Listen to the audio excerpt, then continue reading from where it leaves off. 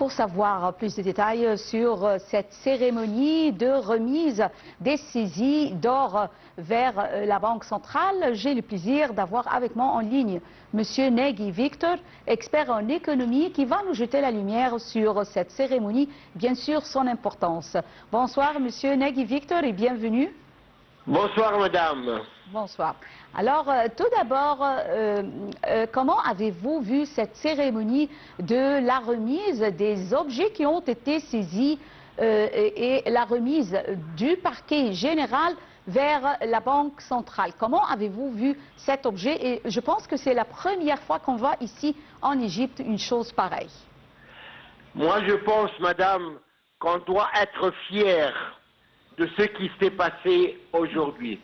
On doit être fier parce qu'un pays qui se respecte aussi ses origines, ses trésors, ses monuments.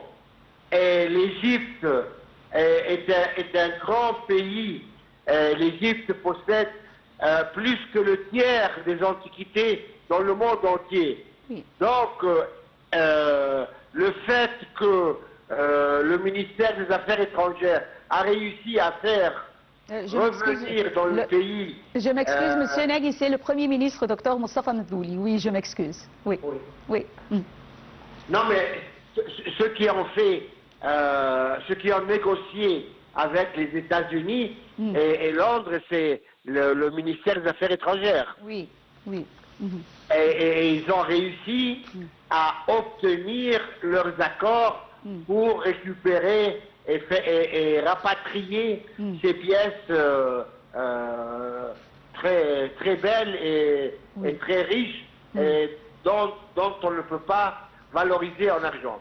Donc, ceci étant, l'Égypte a réussi à récupérer un grand nombre des États-Unis, de New York, aussi bien de Londres. Il est certain que dans ces objets, dans ces monuments récupérés, il y a beaucoup d'or.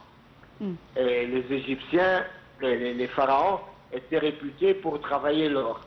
Donc la meilleure place pour mettre ces richesses, c'est la Banque centrale égyptienne.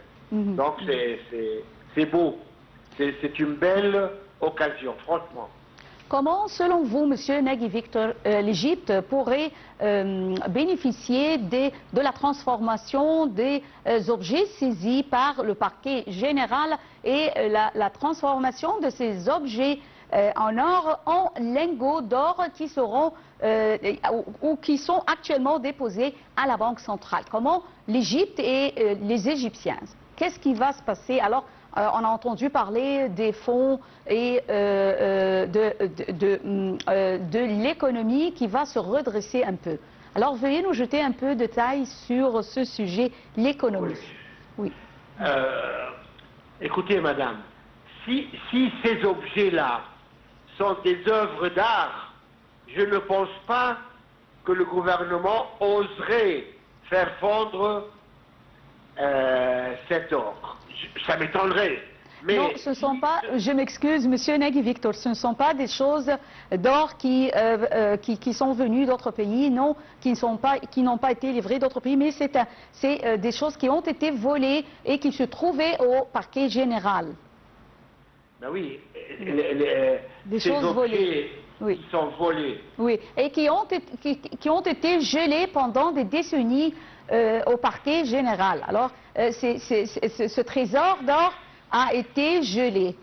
Alors, oui, mais si c'est des lingots, c'est tout à fait normal qu'on les fasse fondre et qu'on s'en serve pour augmenter le volume et la quantité d'or à la Banque centrale. Oui. Par contre, maintenant, si c'est une statue, par exemple, de Thutmose en or, ça m'étonnerait qu'on ose prendre cette statue et la faire fondre. Je m'excuse infiniment, Monsieur Negui Victor, pour cette interruption, mais c'est le moment de notre actualité. En bref, je m'excuse et je tiens à vous remercier infiniment, Monsieur Negui Victor, expert en économie. Merci d'avoir été avec nous en ligne. Mesdames et messieurs, et tout de suite, les actualités en bref.